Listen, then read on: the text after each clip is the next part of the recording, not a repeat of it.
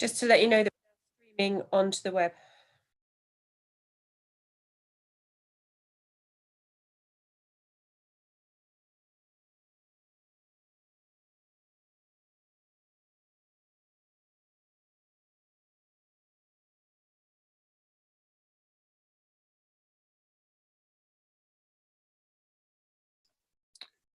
Hi, everybody.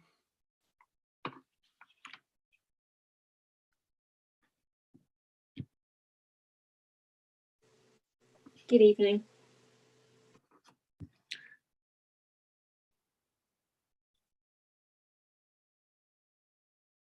I'm just doing a quick register.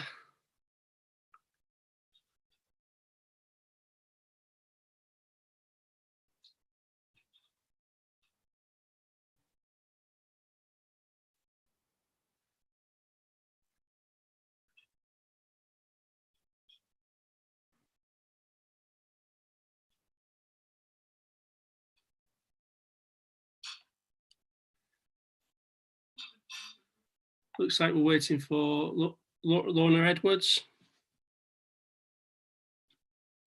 She's just saying that she's having problems getting on. She's looking for the link, so she's trying to join us. Okay.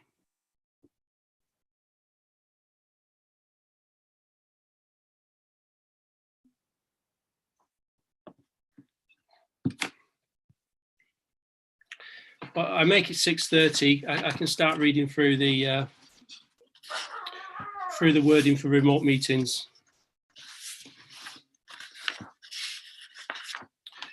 So welcome everybody to CEP meeting. It's the 16th of December, 6:30. Before we start the meeting, I'll just read out this note. So I'm Councillor Paul Gaskell, the Chair of the Communities Environment and Partnership Committee, and I would like to welcome everybody to the meeting, which is being held virtually and in accordance with the Council's rules for virtual meetings, which reflect the recently published government regulations. The meeting is being streamed live on YouTube and will also be available to view after the meeting is finished. Councillors who sit on this committee are identified by name on the screen, and I will introduce the officers by name before they address the committee.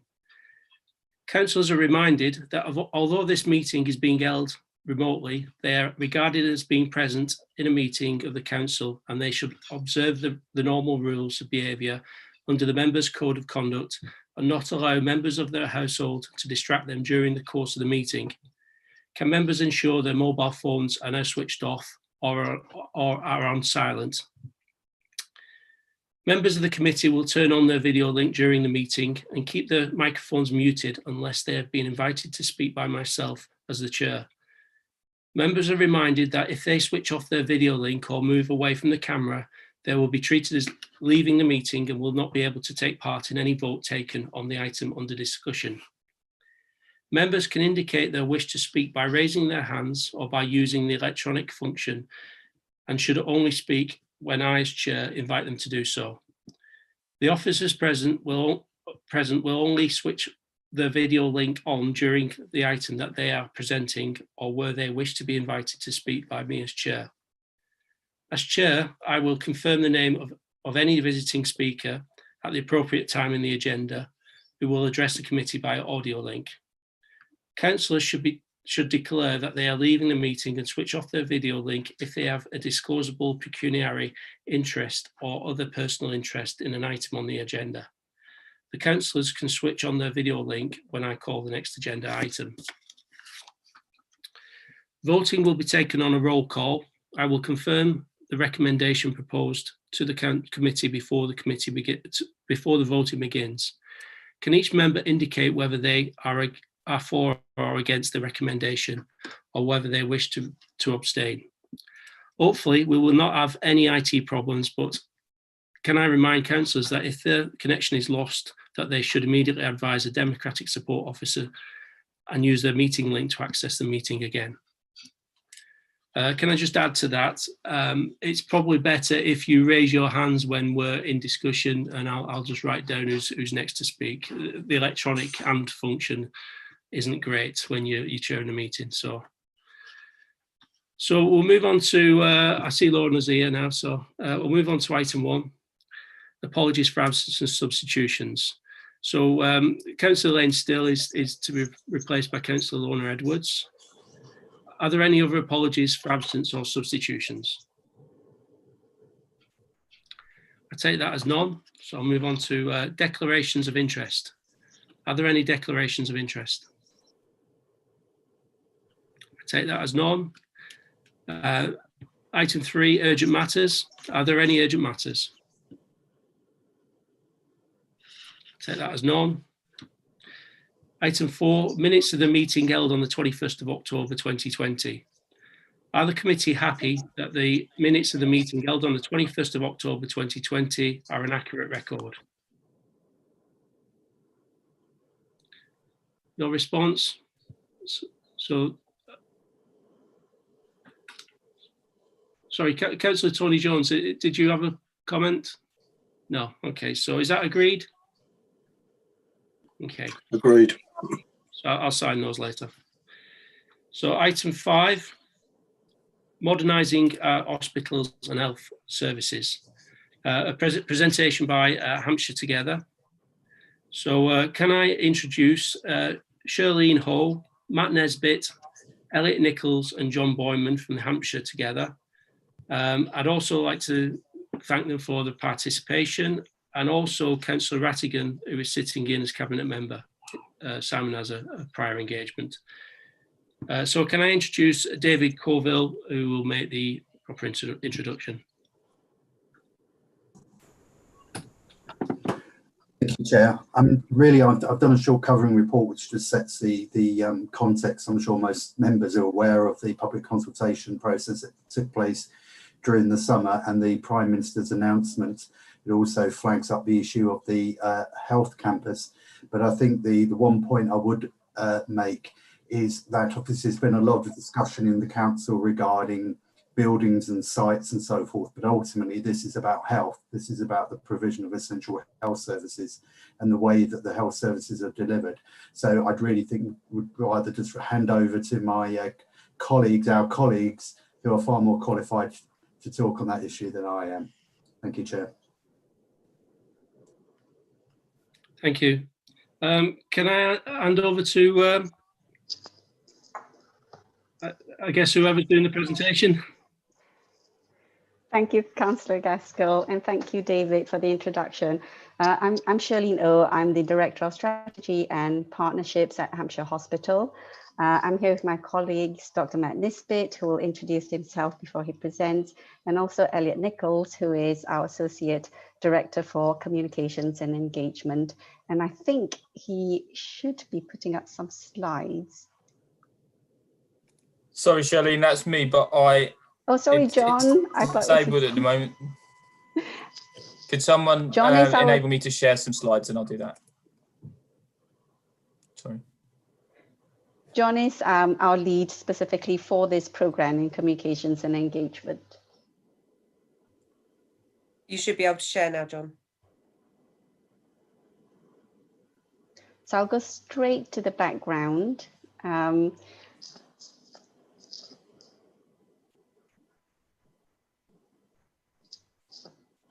Thank you, John.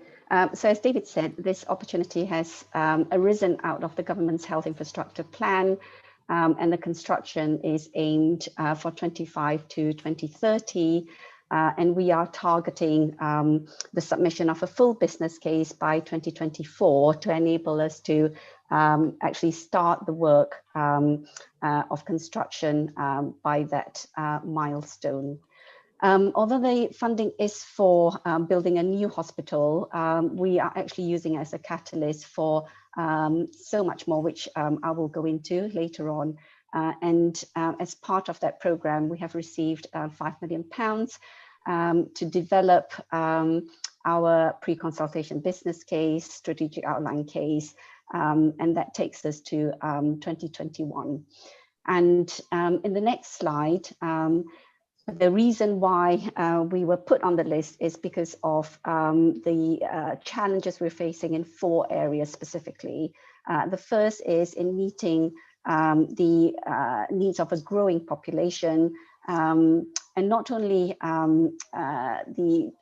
addressing the historic growth that we've seen. So for Basingstoke Hospital, since it was built in 1970, we've seen a 50% increase.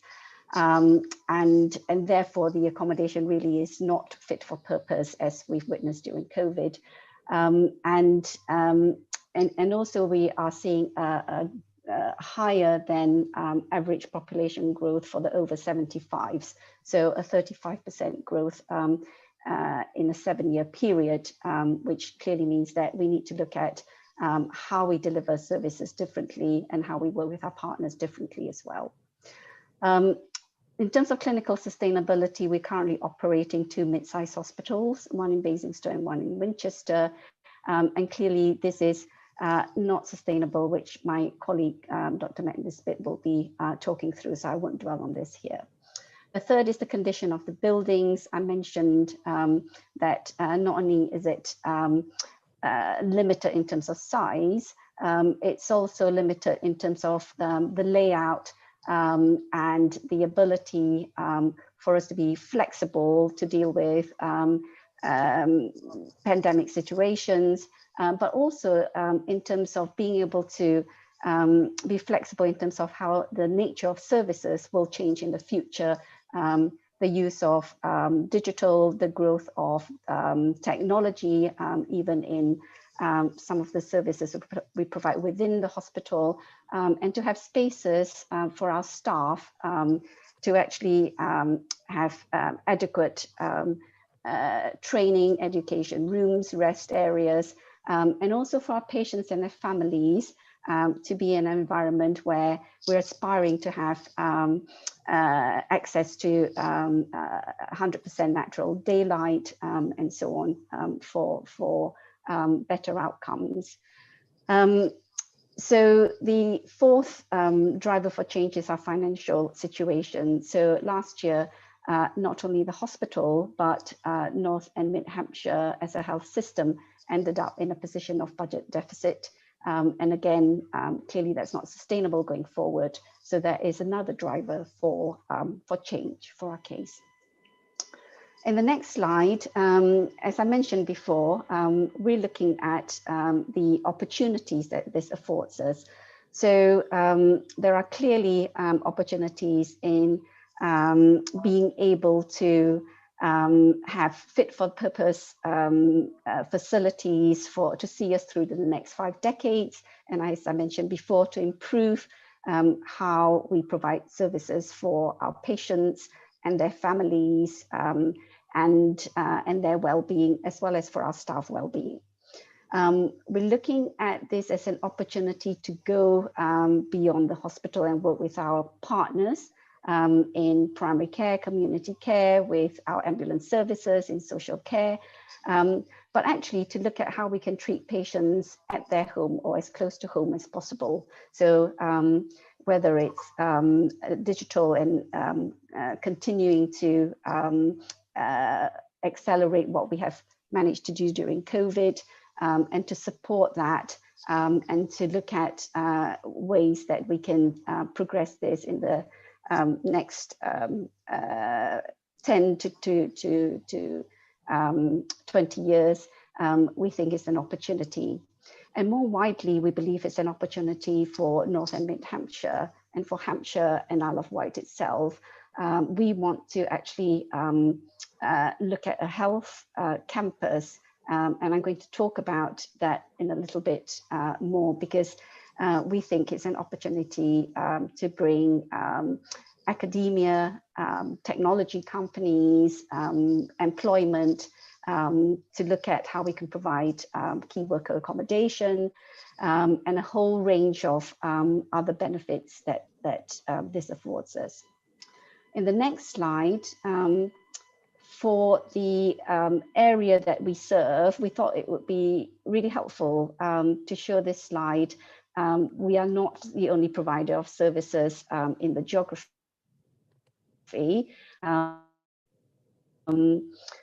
And clearly in the green, you can see the area that Hampshire Hospital serves. But we are aware that our population also travels to our neighbouring trusts as well. So we are wanting to work very closely with our neighbouring trusts to ensure that whatever we do in our programme is in synergy with them. So it's a network approach that we're wanting to take. And with that, I'm going to hand over to Dr. Nisbet. Good evening, everyone. Thank you for inviting us. I'm Dr. Matt Nisbet. I'm a GP at Crown Heights Medical Centre in Basingstoke, and I'm the CCG's clinical lead for business and partnership. Apologies if any of you have seen this slide before, but I think it's a useful reminder of what our central vision for the whole programme is. Our central vision is to provide people with the right care in the right place at the right time. And it's implicit in, I think this statement sounds quite simple and straightforward, but actually, when you think about it, it's probably more complicated than it first appears. And implied in this statement are all kinds of things. For example, the right place. But the right place might not be a hospital. The right place might be a GP surgery. It might be somewhere closer to somebody's home. It might actually be in the person's house where they live. And so whilst a big part of the programme is about a hospital, it's actually also about providing services in other places so that less people have to go to hospital in the first place. I thought it might be useful just to think about some example patients and how they might be affected by the changes that we envisage. So I thought it might be useful to begin with to think about a child, maybe a 3 or 4 year old child who has to go up to the children's outpatients department at the hospital. I'm sure all of you will be very aware that getting to the hospital is not always easy. For those that do have a car, parking is not easy. And for those that don't have a car, it's even harder. There's often a number of bus journeys. The parent of a young child might have other children that they need to take with them or get off to school, or and none of that makes life easy for people. During COVID, we've actually been doing some, well, if I take a step back, sorry, one of the things we've been doing is working more closely as GPs with our paediatric colleagues at the hospital, and some of the paediatricians have started coming out to GP surgeries and doing joint clinics, and these have benefits both ways, because we learn more about paediatrics and which patients really need the specialist input, and the specialists learn more about general practice and how things work from our end. During COVID times, we've carried on doing those joint clinics, but we've been doing them remotely, which takes it a step further for people, really, because it's meant that they've been able to have joint appointments with a GP and a consultant without leaving their own home. And I completely realise that that technological solutions don't work for everybody, but for some people they do work, and that's an option that we think could be useful moving forward into the future.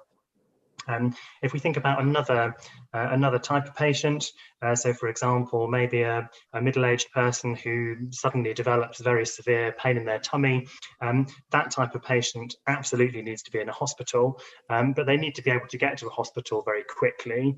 And it's important that when they do get there, that hospital is appropriately resourced and appropriately staffed to deal with their problem in the correct manner and quickly, regardless of whether it's in the day or in the middle of the night, 2 o'clock in the morning, maybe.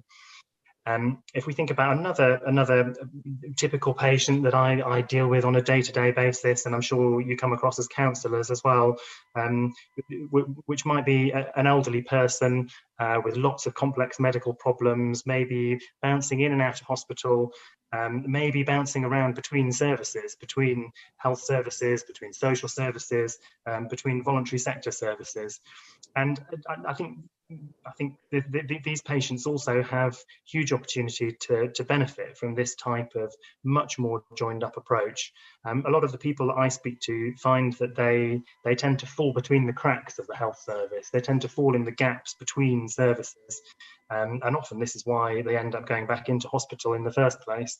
And one of the aims of the programme is to join all of these up and provide more step up and step down facilities that maybe mean that, again, people don't have to go to the main hospital in the first place.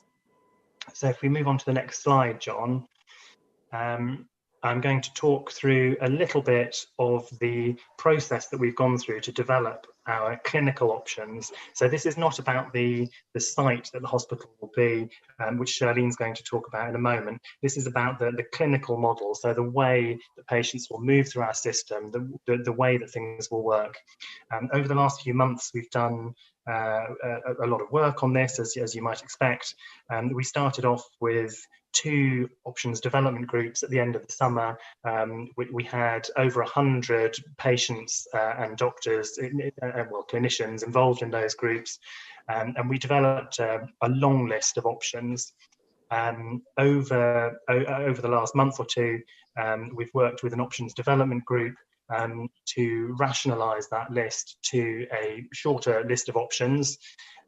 We've discussed our options with some regional clinical colleagues who again have helped us refine them, and we hope to present those options in the new year. The options consist of, and we've worked quite a lot on the language, I should say, to try and make it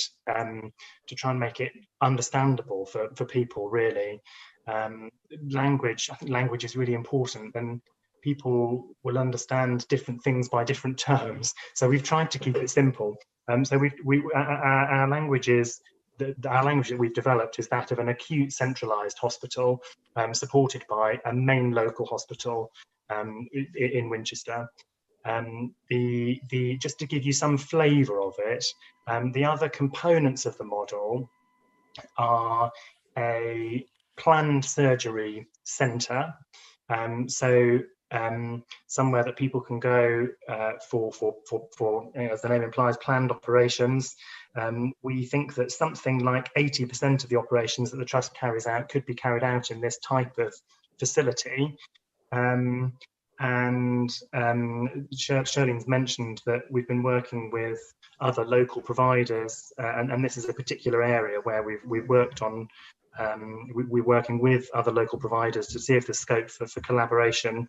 I'm sure that you'll all either have personal experience or know somebody who's gone along for a planned operation which has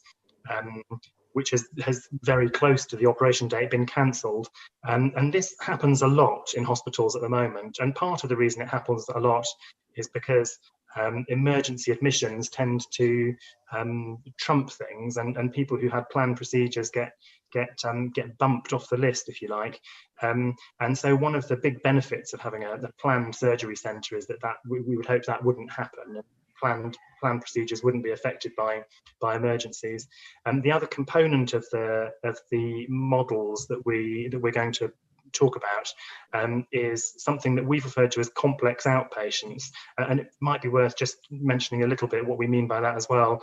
So what we're talking about there is a kind of one-stop type approach to outpatient clinics. So the kind of clinic where people go along, they maybe have a test, they're then able to talk about the result of the test, and maybe something else as a result of that, all in one visit to the hospital. And what we envisage is that those types of appointments will be able to happen. Those types of appointments won't necessarily mean a trip to the acute centralised hospital. So hopefully that gives you a flavour of the kinds of options that we're developing. Charlene's going to talk about sites next. Thank you. So we have been through a site selection process. We started out by looking for land that are 40 to 50 hectares, and we identified 9 sites, which then went through a series of weighted criteria, and we took the top 5 ranked sites through to the next stage and commissioned our land agents to look at availability, which included the willingness to sell, the price and timescales.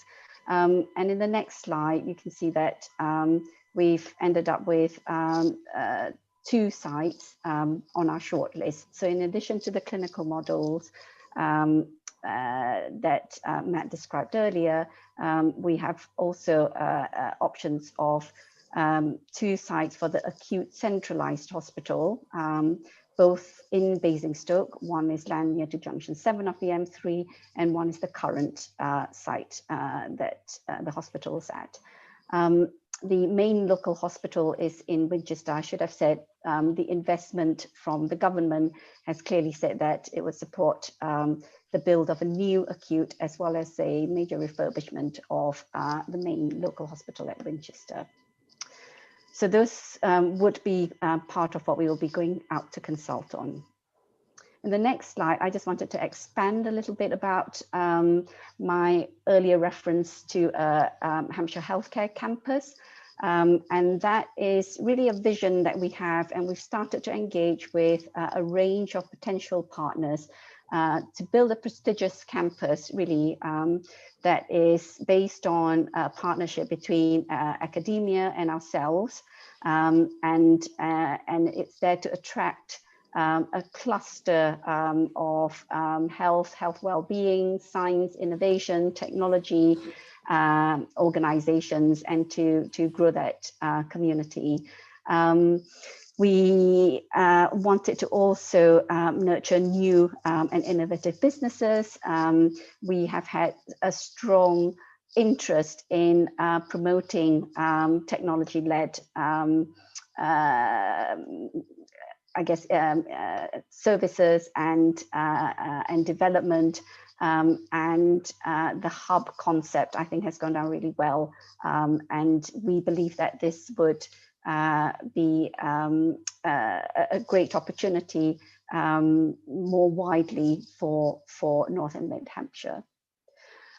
In terms of the partners we're working with, we have been working very closely with our clinical commissioning colleagues clearly on this project, and as mentioned earlier, with our other health partners, as well as our social care partners, as well as our local authorities, and particularly with Basingstoke and Dean. We've had numerous conversations about planning, estates, clearly transport, and also with Hampshire County Council as well on transport as well. So we recognize that this requires us to work in partnership, and in the next slide you'll see that we have a large range of partners who we believe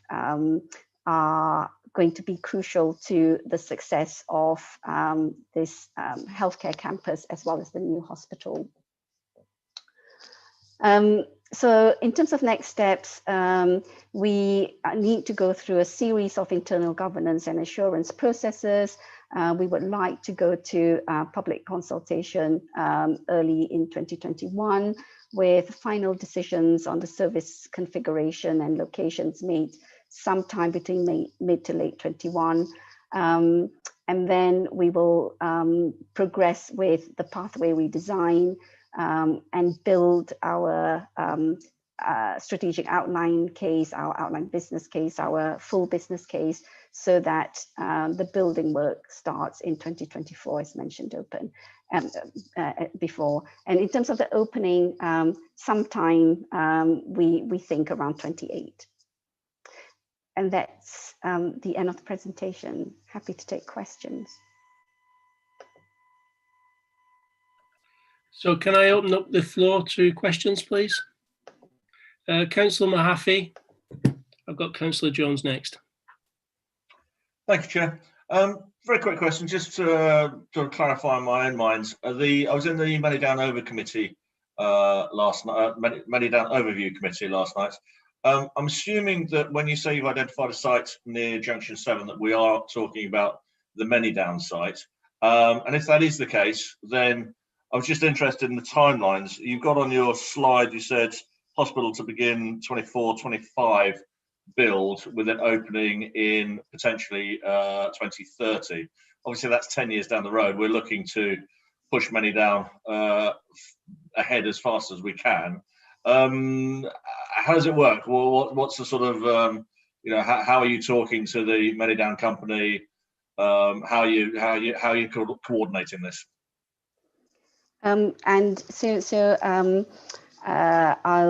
give an initial response, and then perhaps I could also invite David perhaps to comment as well. So we are in negotiations with the Societies of Merchant Ventures in terms of the purchase of the land. We have made progress. We are in discussions with the council in terms of planning, the timelines for that. We recognize that the council has just also published its vision for the area. So we're working very closely to align our program with that vision as well. So I don't know if. Well, I guess the question really is, we're going to be asked questions by residents of Manydown. There are already questions being asked about the timing for the new school proposed. And I really just want to know, whether or not the system, once we've built the houses, we are going to get more residents, whether or not the system in its present form is going to be able to survive in the interim, or are we going to be sort of overburdening the existing hospital in both Winchester and Basingstoke? If I may, Chair, I think maybe there's some confusion here. The land that we're talking about near Junction 7 of the M3 is not in Manydown. The land that we're talking about near, I was trying to find a picture of it actually, but it's near to the previous site that was in a previous Hampshire Hospitals proposal several years ago. I don't think it's within the Manydown development. Well, there are two parts to Manydown. There's Manydown North, there's Manydown South, and then there's the area that has been negotiated with the merchants. What are they called? Merchant venturers. Yeah. So I think it is, although it's not in the immediate part. I think it's adjacent to Manydown, isn't it? It's adjacent, is it? Okay. Yeah. Would it help if I mean, and Ian may wish to come in, but the council's vision for the land close to the M3 that has been through, went to the EPH committee recently and is currently out for consultation, that does have the hospital in the council's vision, and the governance arrangements that Shirley referred to include all the key officers from both the landowners, from the borough council and the county council. So it is a fully integrated project that it's almost got a life of its own through the Manydown and through the EPH route, and of course the local plan, because there's a submission to the local plan process. So I think the trust can't really help on some of the detail of the council's approach to that area, really. I don't know whether Ian wishes to add anything to that, Ian. No, sorry. I mean, would you like us to sort of deal with that separately, councillor or chair? Because as I said, I'm not sure our colleagues from the trust can really help it to do with the phasing of the Manydown development. No, I'm obviously not holding you sort of, you don't have to answer for Manydown at all, but I just want to make sure that we all understand that there is a joined up need here. And, all too often we see different arms of the same octopus working independently. I just want to make sure that we've got a coordinated approach. That was really all my question. Yeah, okay. I have found a picture of the site, if it would be helpful. Would you like a picture of the site, councillor? I think we're all talking about the same area. It's on the merchant venturers' land, isn't it? Yeah. So yeah. That's fine. So just to assure you, we've got quite a comprehensive. We have a lot of meetings to do with the site, involving the borough council, the county council, the leaders here. So everybody is working very, very closely together Yeah. on this. It's not Okay.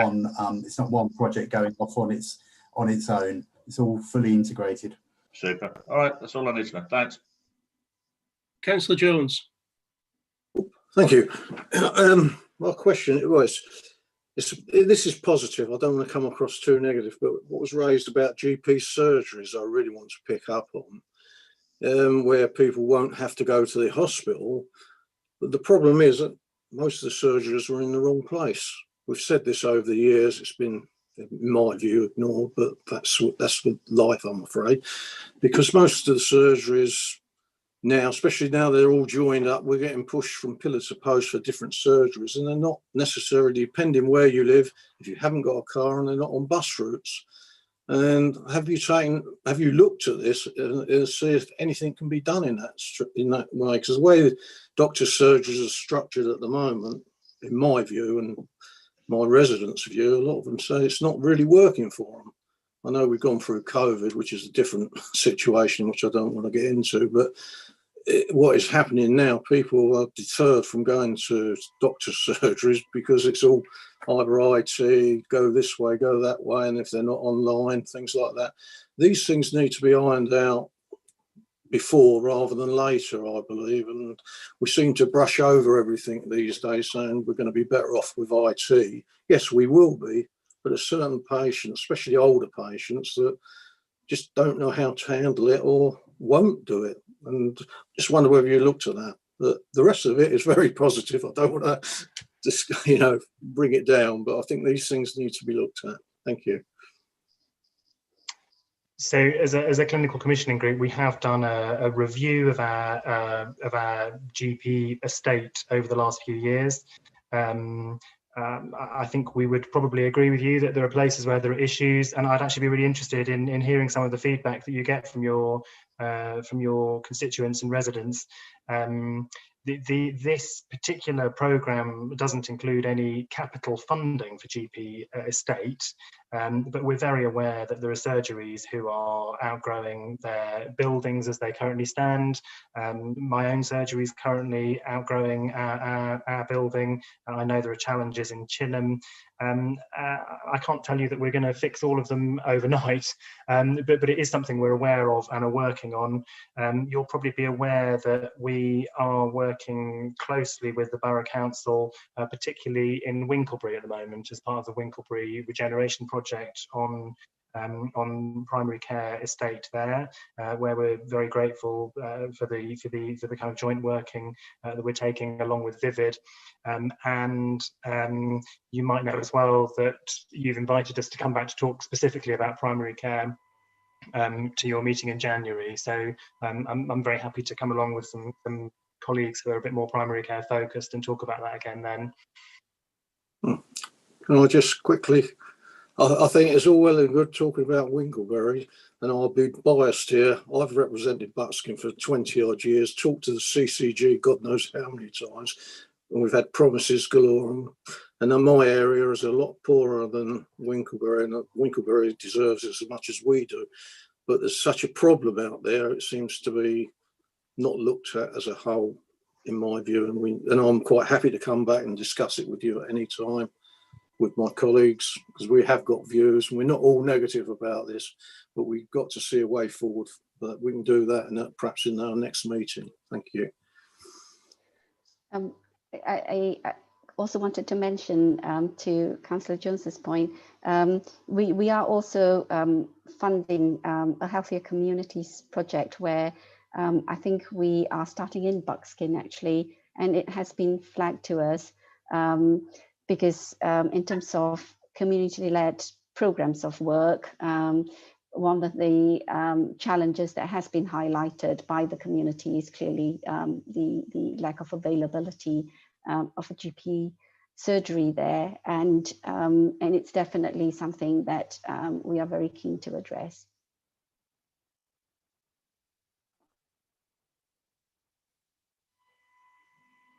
Are there any more questions? Councillor Taylor.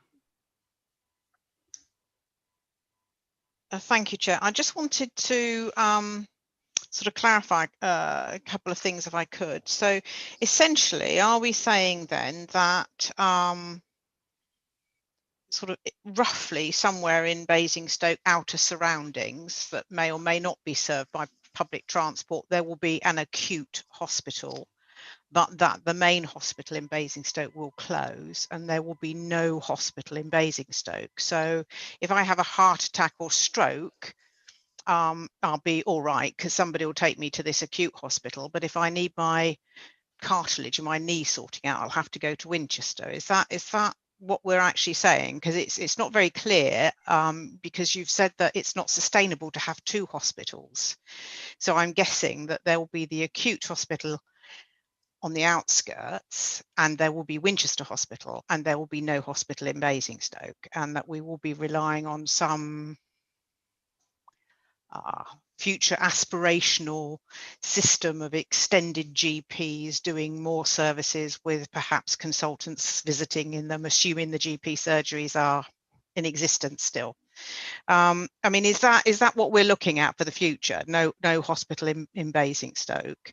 And in terms of sort of the consultation period, given the fact that we will still be in a COVID environment, consultation with the public is really quite difficult in a wide thing, and you may need to actually have a much more extended consultation process and need to think about how you get those messages out, because it won't be sufficient just to put a few bits and bobs on social media or online. You know, residents will actually have to have letters put through the door and things in local papers and so on. So I'd be interested to know what your plans are in respect of consultation, and what in the final analysis are we going to end up with in terms of a hospital in Basingstoke, because a town the size of Basingstoke really does deserve to have a hospital.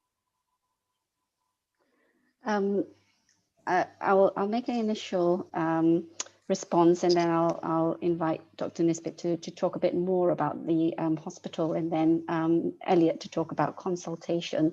So we are still consulting on either the Junction 7 site or the Central Basingstoke site. So those are two options, but you're right, it won't be both, it will be one or the other. So when we go to public consultation, we're asking people for their views and their input on both options. And if it is the central, then clearly we would not progress with the Junction 7 site. If it is the Junction 7 site, we will close the current Basingstoke Hospital.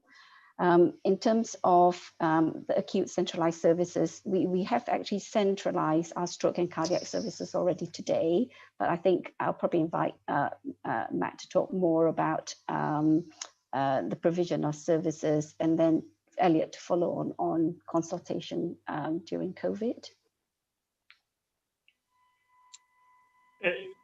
Thanks, Shirley. I mean, I think the thing that's important in all of this is that we're planning services. We're not really planning buildings. We're planning services which will serve our population of not just Basingstoke, but North and Mid Hampshire. So an area that stretches from Hook to Eastleigh, from Andover to Alton. So actually quite a big patch, much of which is rural. And in any kind of centralisation, it is inevitable that some people are going to have to travel a bit further. I think that's inevitable. We have actually done an awful lot of work on travel time analysis and looking at who will have to travel further, how accessible either of these sites will be.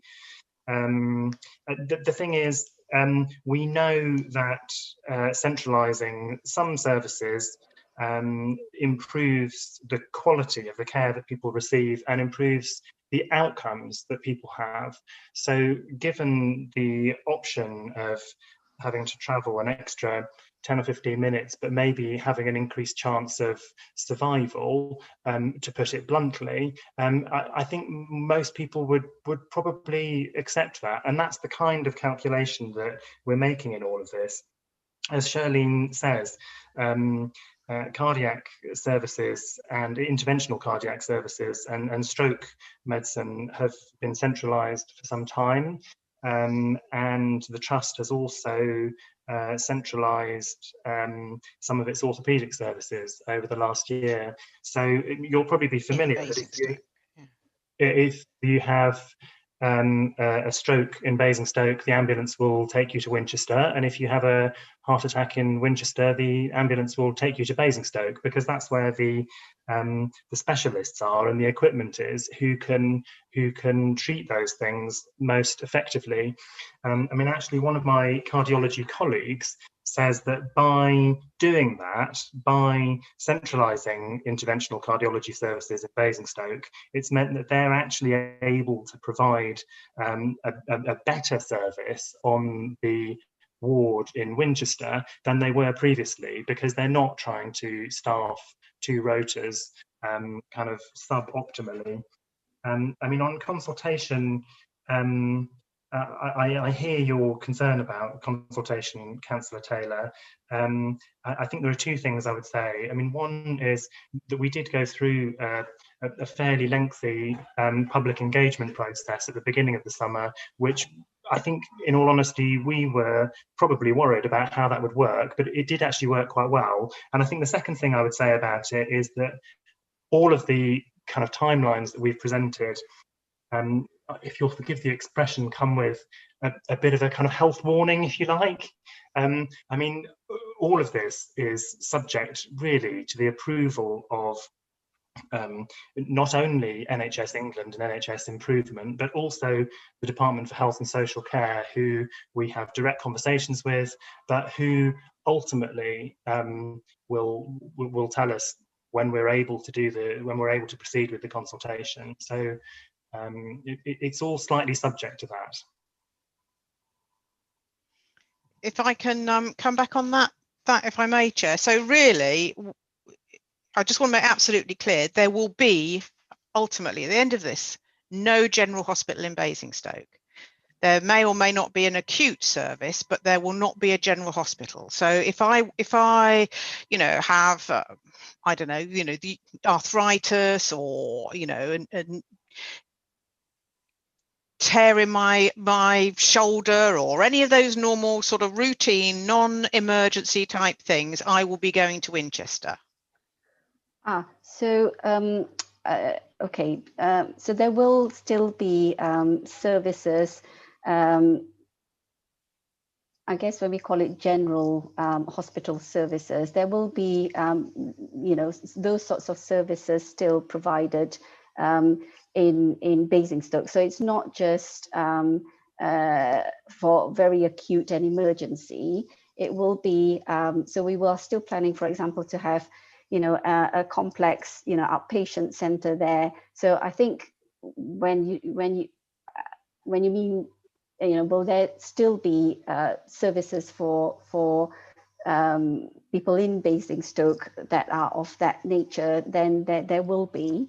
But in terms of the very acute services for the whole North and Mid Hampshire geography, it will only be at Basingstoke. And it's important to say, of course, that there will be various clinical options on which we will consult with the public. There isn't anything that's been decided at present, Councillor Taylor.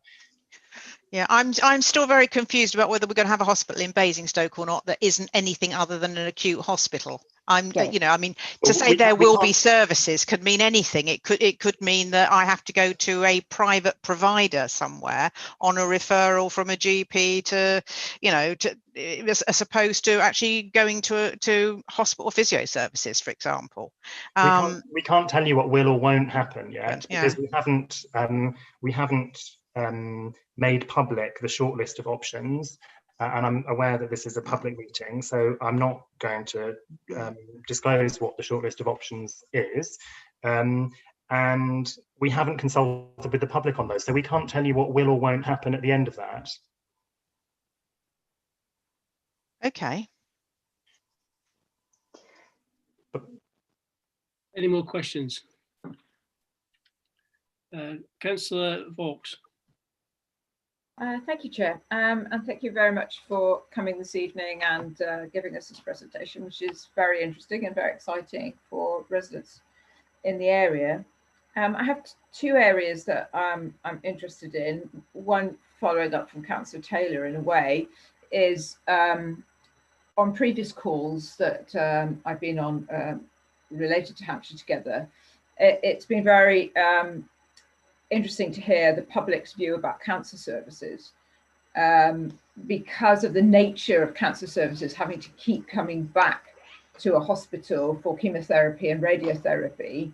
Having fairly local services is really important. For example, before the really good radiotherapy unit was built here in Basingstoke, residents were having to travel to Southampton, finding parking really, really difficult. And, you know, radiotherapy, you're having it every day for about a month.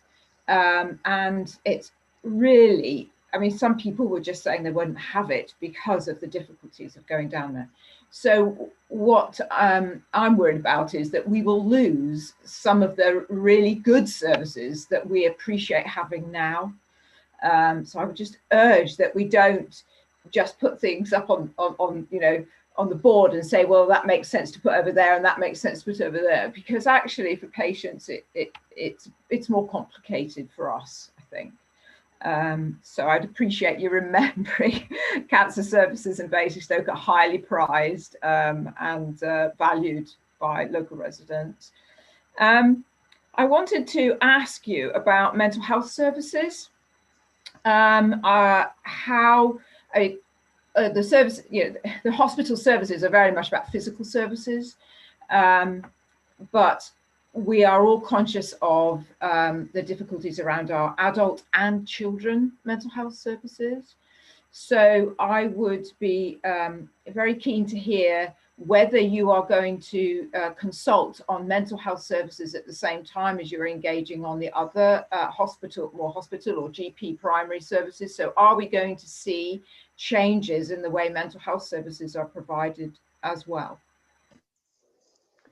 Again, I'm going to make an initial response and then invite Dr. Nisbet to make a response too. So our intent will be definitely to have a cancer treatment centre as part of the new acute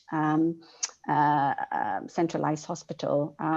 So that you can be assured that there are no plans to remove any of those services. And the radiotherapy that you mentioned, the aim would be to actually continue to have that, and depending on the growth of the population and the needs, we may look to see whether that needs to be also be expanded.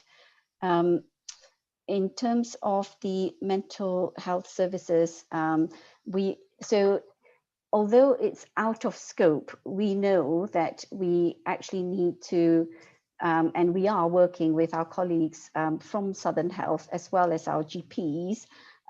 We do have psychiatric liaison in the hospital. We have registered mental health nurses in the hospital. We are in dialogue with Southern about the provision of these services in the new proposed options that we take forward. We're also in dialogue with Southern about their plans as well in terms of estates and so on, and we continue to work very closely with them. Matt, is there anything else you'd like to add? I mean, I think I would just echo what Charlene has said, really. Mental health isn't formally part of this process, but you might be interested to know that the engagement sessions that I mentioned at the beginning of the summer, mental health came up in almost all of them, I think, as a concern, and we've very much flagged that.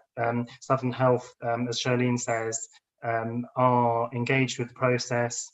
But it doesn't form a formal part of the programme. Although it doesn't, I think we completely recognise that mental health needs to be present at every level of the service that we provide, really. So although it doesn't kind of form part of the new hospital, actually it's really important that we think about it in designing new hospital provision.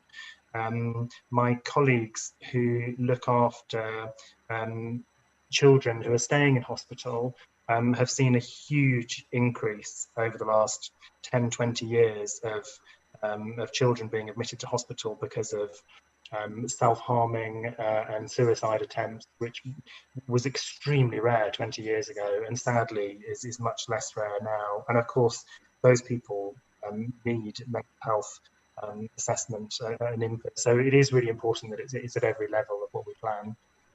So Jeff, I could just come back on that, because I think it would be a mistake of a huge proportions not to integrate fully mental health services into your project. If you just think more widely about determinations of health and well-being, we're doing really well in Basingstoke-on-Deane with rough sleepers, and we have a really strong partnership to help us avoid homelessness, for example. But mental health services is vital. Really good mental health services are vital to help our vulnerable people who are at risk of homelessness and rough sleeping. And their physical health needs escalate massively once they're living on the streets. So, you know, it is important that we bring them in.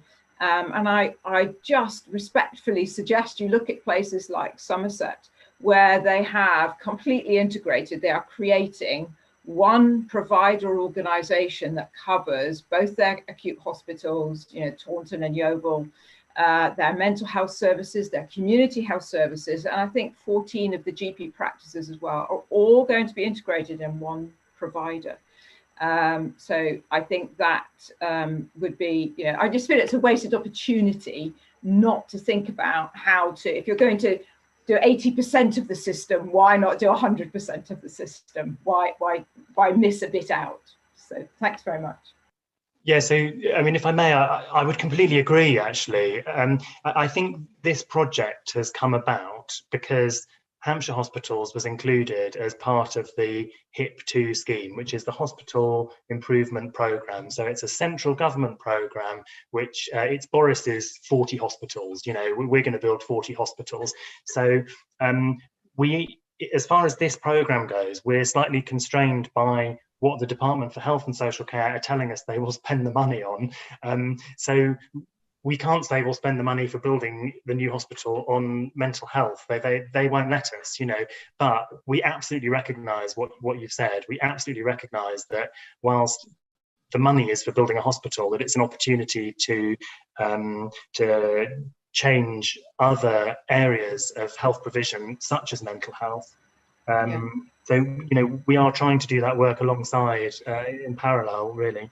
You might be interested to know that you're probably not interested in the kind of backroom workings of the NHS, but there are a whole lot of backroom workings changes going on. So in the same way that you might know that Manchester has a single pot of money out of which, so we're moving to integrated care system, which will start April 2022, I think. So the next year, from April 21 to 22, is a kind of shadow form.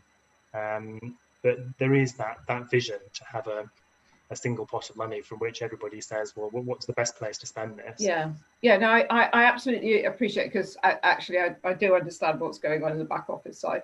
But you know, and we could talk all night about it, I'm sure. So I'm not suggesting that we should be going out and building new mental health hospitals, however much they might be needed. For me, this is about how mental health is so integral to physical health, and therefore it's just missing a great opportunity not to get them absolutely integrated into it. That's all. It's not about, you know, completely changing all the mental health side as well. It's more about the better we work together between physical and mental health, the better outcomes everybody gets, and the more financial efficiency we will get as well. We totally agree. We hear you loud and clearly, and we'll definitely strive to do that. And thank you for the Somerset suggestion.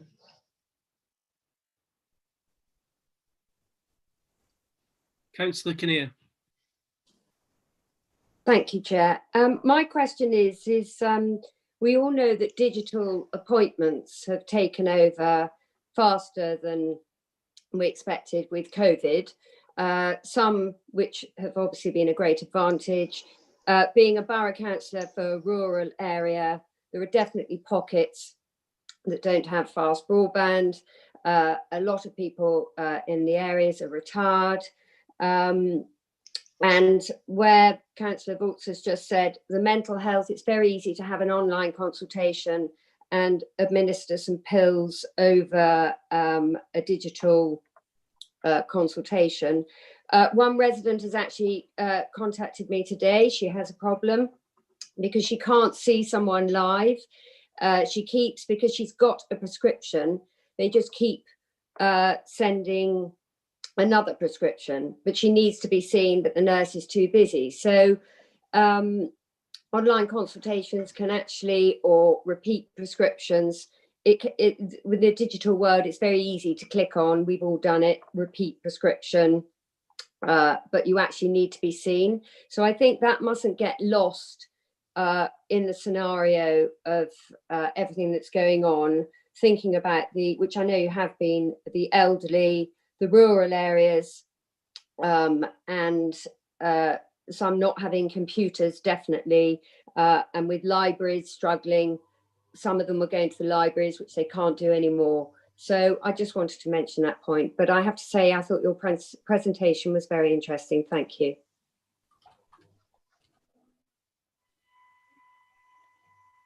Thank you. Sorry, would you like to respond to that?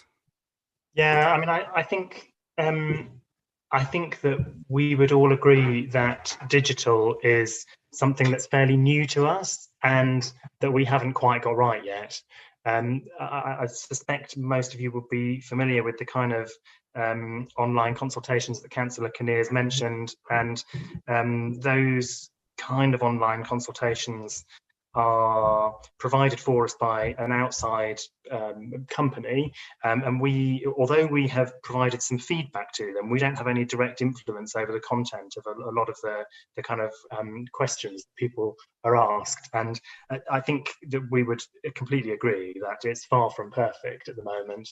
I'm quite concerned about your person that you've talked about who needs to be seen, and I'm happy to pick that up offline if it would be helpful.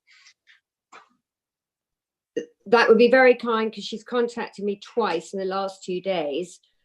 So, Dr. Nisbet, I would like to do that. Thank you very much. I'll forward it to you. She's contacted me. Okay. Thank you. Thanks. Councillor Carruthers, do you have a question? Actually, it wasn't a question. It was more of a comment in response to Councillor Kinnear. Is that okay if I just mention that now, Councillor Gaskell, or would you rather me wait? Yeah, please. Yeah, I mean, just really wanted to give some positive experience. We're talking about obviously moving different specialisms to different places, and that everybody would need to travel depending on what they need. Something will be more local, something will be further away. I've got somebody who lives in my household who is under Southampton Hospital, and we see doctors, consultants at Basingstoke and Southampton on a very regular basis, and we've had to move to complete remote over the last few months, and I have to say it's been fantastic. I'm not having to travel to Southampton anymore. We've been supplied monitoring equipment for home use, so I can still update all my child's results to his consultant. And actually, if anything, it's been a more accessible service and fit around our lifestyles much more. And I've been able to see them more frequently than I would normally. So although I appreciate that the technology, not everybody has access to it, I can absolutely see how sort of moving to a slightly different system, where it may mean that your lead consultant could be a little bit further away, but with some of the technologies we have in place, I can absolutely see that for many people, it could be a really good thing. Thank you. It's good to hear such positive news. Matt, Charlene, do you have anything to comment on? No, just thank you for sharing that. That's really helpful and encouraging to know that it does work sometimes. Thank you. Councillor Regan, did you have a question? I've got Councillor Tilbury next.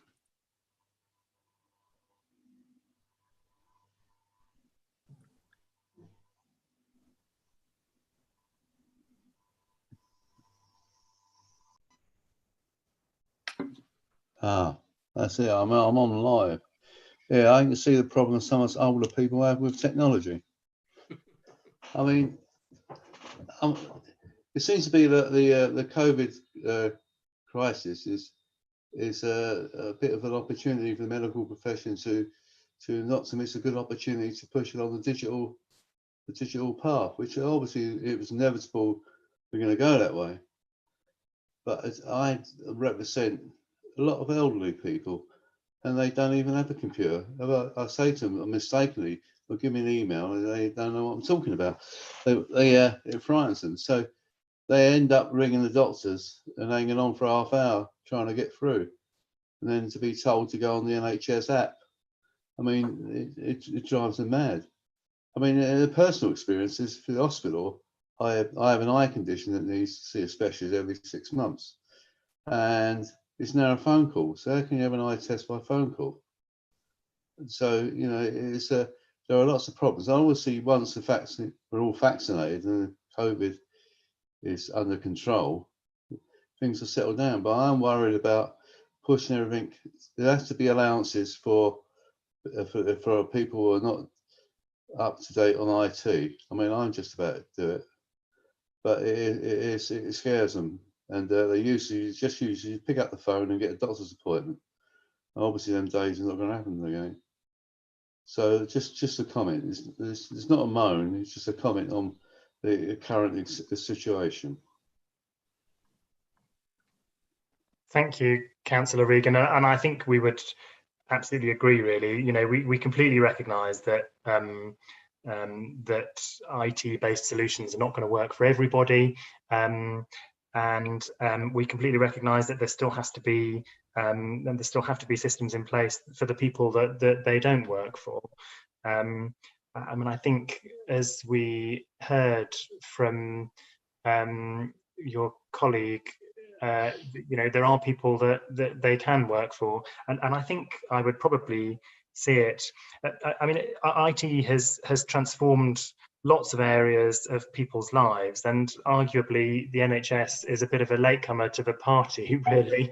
I think I would see it a little bit like contacting your bank. If you want to speak to the bank, you can ring them, you can go into the branch, or you can use the website, and different people will do different things, and I think that's how we would see things working in the future, really. Councillor Tilbury. Oh, thank you, Chair. Yeah, I think one of the very positive aspects of this is the idea of a health campus. I think that's the sort of thing I could see something very positive from that. One time we did have quite a lot of sort of healthcare related companies in Bay. You know, we had Crooks, Vickers Medical used to make the incubators and those sorts of things. So I assume you're looking at that. Are you looking at that sort of thing on site or hoping to bring it within the area? Because you do often get this cluster. Now, I was at Bristol Poly many years ago, which is very much geared to the aerospace industry because of British Aerospace and Rolls-Royce on the doorstep. And I do a lot of work for companies up on the old Brunel University. There's the big Brunel Science Park, there's companies that have spun off from people who were students or lecturers even who've gone off. And that is that the sort of thing you're envisaging? Thank you. Absolutely. Yeah, it is definitely the sort of thing we're envisaging. And actually, we've had expressions of interest from 4 universities already, some within the area and some just outside of the area. And as you said, a number of the innovators that have spun out are looking for space. And we're really trying to, I think people are interested because of its location. We're kind of between Oxford and Southampton, and we're not too far from, you know, airports, and so that's of interest. And also interest in terms of being next to a hospital, and what that could afford in terms of adoption of innovation.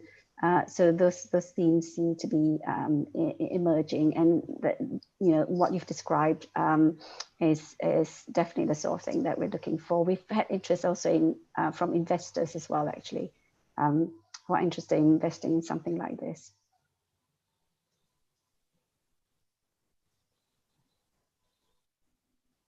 Excellent.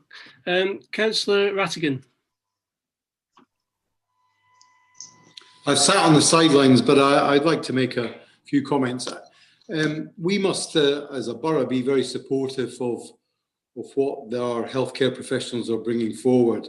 Firstly, because the two main sites that they've got for selection are both within the borough, whether it's their own existing site or a new site towards Junction 7. Let's just be honest about it. There are huge numbers of jobs. The economic well-being of the borough is important, but I think the health well-being of this borough is vital in this upgrade, and this money that could be invested in another 50-year hospital, whether that's on the existing site or not. And there are lots of additional benefits to that. It will allow people to spend money in the shops, have secure jobs through their healthcare jobs, and give them a sense of purpose, because we all know that the NHS has been rightly paraded and praised in the last few months, and this gives us an opportunity to celebrate that too, with either a new hospital on the old site or a new campus facility out toward Junction 7, which does have additional benefits. And I would like to see science parks, jobs for the future, that IT connectivity to healthcare, vaccines, because we all know we were lucky that Oxford brought forth a vaccine so quickly. But the reality is we will need to be at the cutting edge of healthcare for perhaps another pandemic, or as healthcare needs change and alter as we grow older.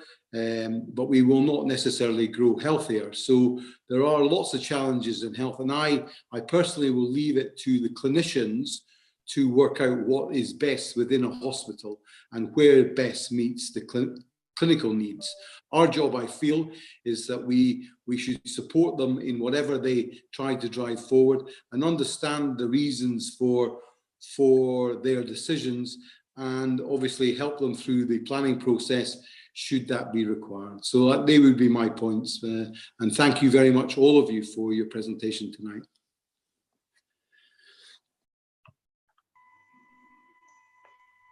Yes, thank you. Thanks, Ken. Yes, can I just reiterate that, you know, it's fantastic that you come in and starting this dialogue with us. We really do appreciate it. Obviously, there's lots happening in Basingstoke, and the Basingstoke in 5-10 years isn't going to be the same Basingstoke as we've got now. So it does need to evolve and get better, and I only see positives out of this, to be honest. Thanks very much for coming in. And you did mention, Matt, that you were coming in again early next year. Could you remind what date that was? I think we've been invited on the 20th of January. Right. Okay. I don't have that on my list, but thank you for that. And we'll apologies. I can't remember where I've got that from now, but that was in my mind. So yeah, it's not a problem. Thank you. So I'd like to move on to the next item on the agenda, if that's possible. Thank you. Jenny Vaughan. Thank you. Bye. Bye.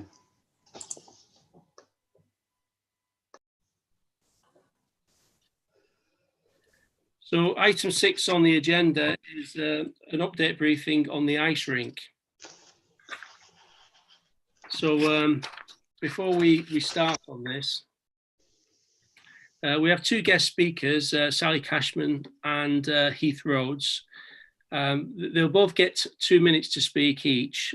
What I propose to do tonight is for them both to speak, and then for officers to respond, and then for Sally and Heath to have supplementary questions, officers to respond again, and then we'll open up questions to councillors. I need to advise that the committee that due to an error in the report was incorrectly classified as exempt under item 4 when it should have been classified as item 3, commercially sensitive. So thank you, Councillor Taylor, for pointing that out. This means that we will have to go into a closed session. So we'll do that after we've answered questions from Sally and Heath. So can I ask Sally to provide her 2 minute questions, please? Yes, good evening, councillors.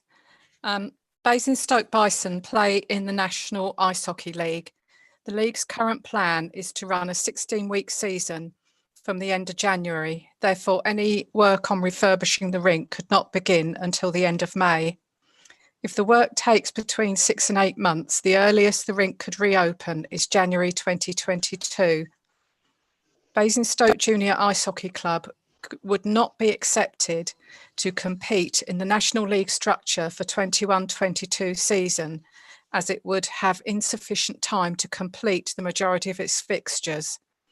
Many of its members are part of regional and national elite pathways and would have to leave to join other clubs in order to continue in those pathways. Losing these players, the 5 junior teams would be uncompetitive and not financially viable, leading the club having to fold, ending 30 years of youth development in Basingstoke, as there are not enough spaces at the nearest teams to absorb the 120 members. The majority would leave the sport.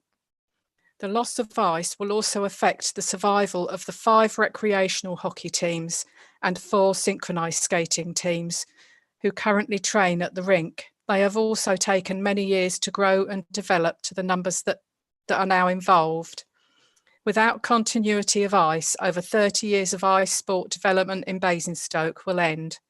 Would the council support and discuss with Planet Ice the building of a short-term temporary rink, such as the one Planet Ice installed at Slough Borough Council when the council refurbished Slough Ice Rink? Thank you. Thank you, Sally. We'll come back to you in a bit. Heath, are you there?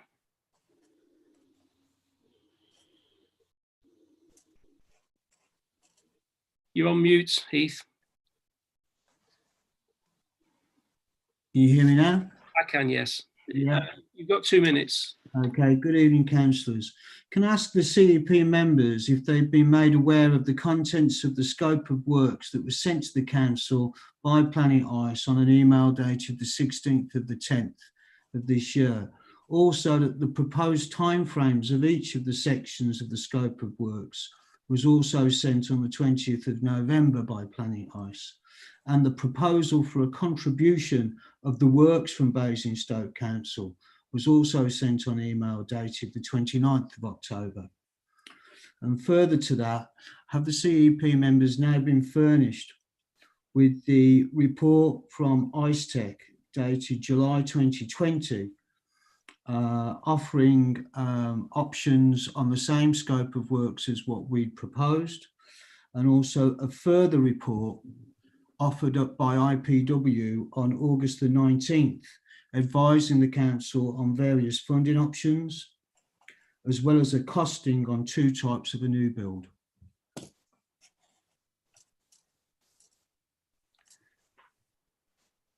I could probably answer that. So we've been made aware of the JRG production report, and it's got commercially sensitive information, which means we've got to go into a private session later. The other 2 reports you mentioned, I don't believe we've received yet. But is there anybody from any officer who would like to respond? Shall we say first to Sally? Chair, yes, I'm happy to respond on that point. The issue of a temporary ice rink has been discussed historically and discounted at the time it was discussed when Mike Bovis was project lead on it. It was on the basis that Planet Ice had a temporary rink available to be redeployed, and our understanding is that rink is no longer available. In terms of the other reports that Heath Roads has referred to, they are our draft reports. Okay. Sally, do you have any supplementary questions? Yes, I do. I just wanted to point out that we're talking about a totally different thing to the previously discussed temporary ice rink. We're talking about a much smaller facility, say 20 by 40, to tide us over while the repairs are done. We're not talking about long term. We're not talking about a big construction as we were before. We're talking about a small facility to make sure that we don't lose so many valuable ice sports in this town. And that includes from the senior bison right down to the littlies and the figure skaters and all the other people that use the ice rink. Another period of 6 to 8 months without an ice rink, those clubs will simply fold. So we're not talking, the point I'm trying to make is we're not talking a big ice rink, we're talking a small temporary facility such as the one that was done at Slough. Officers? Thank you, Chair. I understand that Sally Cashman wrote to all members of CEP with that as an indicative proposal, and we haven't received any more information on that. So we just have it as a high-level proposal. If the ICE Users Forum would like to bring that forward in more detail, that's something that I can raise with members and portfolio holders. Heath, do you have any supplementary questions? No, only to point out that I felt it was important, given the previous meetings that I've been involved in, that the CEP are aware of the information that's been circulating, and that the draft report that was circulating in July and August still remains in draft, although some of the proposals in there give quite detailed costings on new rink builds and alternatives to renovate the existing building. And I do think it's important at this stage to point out, and it's a pity that it is moving into a private session, particularly as we've been the operator since 2000 and we're not included in it. But I do think it's important at this stage to make it clear to the CEP members that we have furnished as much information as we can to enable Basingstoke Council to make an informed decision. Thank you. Okay. Officers, does anyone want to respond to that? Councillor Isaac, are you on mute? You're still on mute. That's it. That better? Right. Yeah. Good evening, Chair. Good evening, councillors. I think I can perhaps help a bit because on the 7th of December, I had a virtual meeting with the officers, with Standard Securities and Planet Ice, which was very useful, and in which we discussed the proposal that Planet Ice and Standard Securities had made, and that is actually recorded in the note that you've got to CEP, their proposal. And we can obviously go through that in private session, because one of the things about this obviously is if one's in discussions with other parties, then it's not easy to do that. In fact, it's very difficult to do it if you're going to be doing it in public. And so that's why, you know, there are sensitivities, the confidential nature to these things. So that's why it's important that we are able to go into confidential session this evening.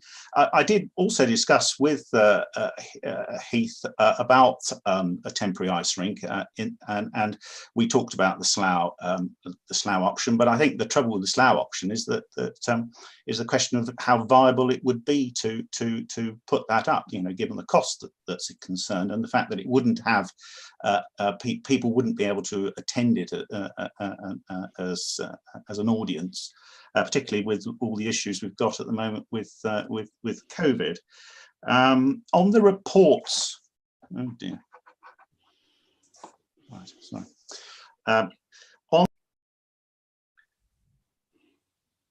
Might make it. We appear to have lost Councillor Isaac, so I guess we'll wait for him to come back. But Sally, Heath, do you have any supplementary questions? Any further supplementary questions? No, that's it for me. It was just to ensure that everybody had got the information that we provided. Right. Okay. Yeah. Well, sorry, Chair, I do have something else to say. The point of the temporary rink is not to have vast crowds in there.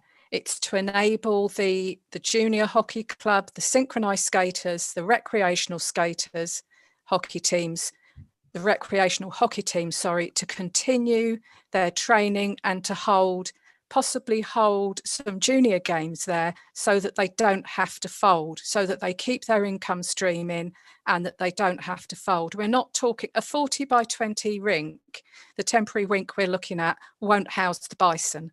That's a whole separate issue, the senior bison. What we're talking about is not losing people that are taking part in a sport, and taking part in sport is very important, especially for youngsters and teenagers.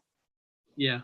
Can I just pass that question on to Heath? When we're talking about a temporary solution, when do you envisage the ice rink to be shut down? Well, at the moment, and I believe that the NIHL, which is what Basingstoke Bison ice out of as a league, I believe they are actually in a meeting right now, which discusses the start and end dates, which are still pretty much undetermined for the remainder of what is left of this season. Now, and I don't normally get involved, as I pointed out to John Isaac in our last meeting, and Kate and Jonathan, I don't normally get involved in the ice hockey side. I get dragged in kicking and screaming sometimes. At the moment, it would be very difficult to determine that scope of works if we based it around the current activity with ice hockey. We know that ice hockey is starting to get back in certain tiers to having a capacity. But until it would be very difficult for us to schedule works until we've got some very clear ideas of exactly what is going to occur with this ice hockey season and how it will affect the next ice hockey season. It may be, and seriously, I don't know. I know they are discussing the start and end dates on that season tonight in a parallel meeting. But we had a report, I think it was one of the initial reports, which said the ice rink was good for 10 years, 2 years, sorry. So is there a real need for a temporary solution at the moment? I think from our perspective, we are managing it. The building is being surveyed on a 3-monthly basis. Any concerns that are being raised, we are addressing. There is always the long-term undetermined issue with regards to the pad itself, which we have discussed on at various times about putting absolute timeframes on it is difficult. But as Mike Petrus pointed out in a recent call with the other councillors, that we've been talking about it for 10 years now, and it's still there. We've recently done some work that was raised as a concern in the stands on the handrails, which has been addressed. There's some work to be done on the steps. But with regards to the rink being functional for another ice hockey season, as it stands today, yes, it is. Okay, thanks for that. Councillor Isaac, you're back online, but we can't hear you. Technology. So no, Windows decided to reconfigure at that moment. Marvelous, isn't it? So yes, I was just going to say that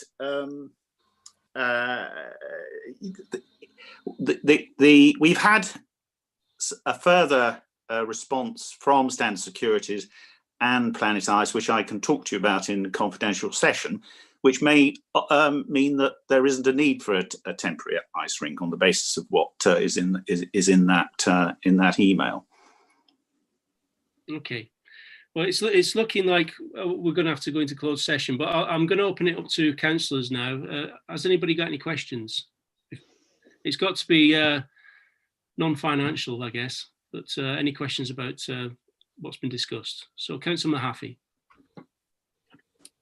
Thank you, Chair. Yeah, just one question. I mean, obviously, there's always the question of finances, how much this smaller rink is going to cost. But my question really is, we looked at 3 sites when we were looking at a large temporary rink, and we discounted them primarily because there was going to be at least 2 to 3 million to clear them. What sort of site does a small temporary rink need, and are there other sites? You know, should we be going back to the drawing board and looking at other sites if this is indeed something we're going to consider? Kate, do you want to respond to that? Yes, happy to, Chair. I can't answer that question at the moment. We would have to take it away and bring it back. Any more questions? So no questions. So I have to advise the committee that in order to discuss the report, the meeting needs to move into a private session, and propose that the committee do that now. So can I have a seconder for that? Thank you. Can I, before we go into it, can I just thank Heath and Sally for coming again, and I apologise about this this private session, but it's something that's part of what we do, so we've had to do it, and hopefully we'll be able to update you on it in the next session. So can I propose that? Well, can I ask that we go into private session? So I have to.